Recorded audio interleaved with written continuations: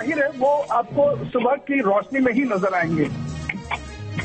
क्या स्थानीय लोग भी मदद कर पा रहे हैं? उनकी भी मदद प्रशासन ले पा रहा है, क्योंकि स्थानीय लोगों की मदद भी जरूरी है।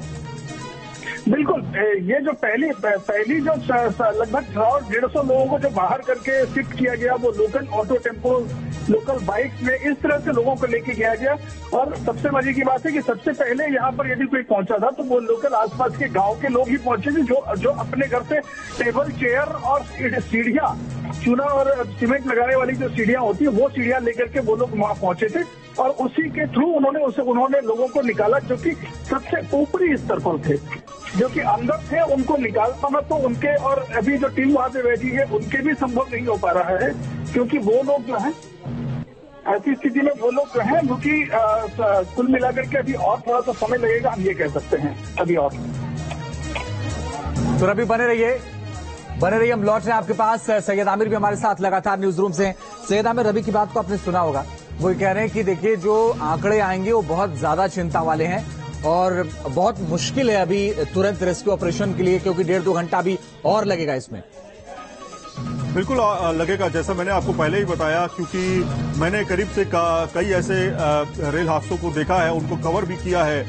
तो ये मैं समझ सकता हूं कि कितनी मुश्किल होती है कि जब एक पूरा का पूरा कोच उसके नीचे जब लोग दबे होते हैं, उनको निकालना और उनको समय पर निकालना, उनको बचा पाना अपने आप में एक बड़ी चुनौती होती है, क्योंकि हमारे पास इक्विपमेंट की बहुत शॉर्टेज है। हमारे पास गैस कटर, बेहतरीन गैस कटर हमारे पास नहीं है। वो समय पर जो छोटे गैस कटर पहुंचे हैं उससे पूरा काम हो नहीं सकता है। बड़े गैस कटर, जिस तरह से हमारे सहयोगी बता रहे थे कि वो पहुंचने में उसको वक्त लगेगा, तो वही गैस कटर होंगे जो कहीं ना कहीं इस तरह की कोच, जो काफी हैवी कोच होती हैं लोहे की, उनको काट करके अंदर घुसा जा सकेगा, अंदर घुस के तब उन लोगों को निकाला जा सकेगा। तो अभी अंधेरा है, ये एक बड़ी चुनौती है कि अंधेरे में कौन कहां पर दबा हुआ है, निकाल पाना मुश्किल है। और वही इक्विपमेंट की कमी खलती है कि जब लोग फंसे होते हैं, जब लोगों का दम टूट रहा होता है, तब हमारे पास सामान नहीं होता है लोगों को बचा पाने का। तो ये अपने आप में बड़ा सवाल है प्रशासन के लिए।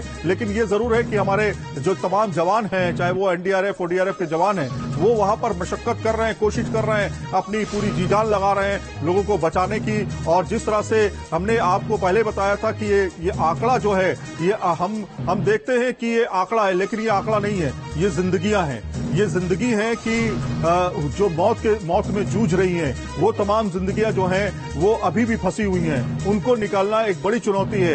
कहीं ना कहीं लोगों के लिए ये जरूरी है कि जो मैसेज है कम से कम वो ऐसा ना हो जिससे कोई लोग वहां के जो स्थानीय लोग हैं वो परेशान हो जाएं, जिनके लोग सफर कर रहे हैं वो परेशान हो। तो इसलिए सरकार और प्रशासन यही कहता है कि अभी आंकड़े जो हैं वो हमारे पास नहीं है, और वो धीरे धीरे आंकड़े जुटाते हैं और फाइनल रिपोर्ट देते हैं। तो अभी वो सब चीजें आनी बाकी हैं। हादसा किस वजह से हुआ, क्या कारण था, क्या ये मानव गलती थी, ड्राइवर से कोई चूक हुई, एक्सीडेंट जो कहीं ना कहीं पहले बताया गया कि ये दूसरी ट्रेन से टकराया, फिर उसके बाद डिरेल की खबर आई कि डिरेल हो गई, और फिर एक पटरी से दूसरी पटरी पर चली गई। दूसरी ट्रेन जो सामने से आ रही थी वो इससे टकरा गई, उसकी बोगी जो है नीचे गिर गई, और इसकी वजह से यह हादसा हुआ। तो कहीं ना कहीं अभी बहुत सारी थ्योरी चल रही है, उनका डिटेल अभी आना बाकी है कि प्रशासन क्या कहता है, आखिर कहां से ये चूक हुई, क्यों ये चूक हुई, इतना बड़ा हादसा ये कैसे हुआ, क्योंकि ये हादसा बहुत बड़ा हादसा है। कई सालों में हम ये मान के चल रहे थे कि रेलवे बहुत सुरक्षित हो चुकी है,